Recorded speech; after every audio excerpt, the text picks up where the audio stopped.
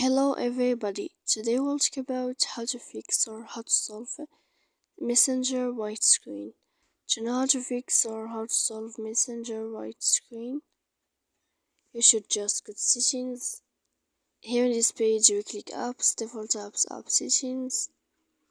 Then this list will search about the Messenger. Here in this list of app info we click on first stop and we click OK. Then we click on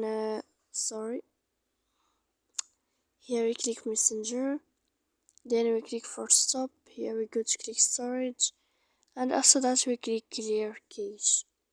So then you can turn off your phone. So please don't forget to support us by like and subscribe. See you next time in another video, and thank you for your attention.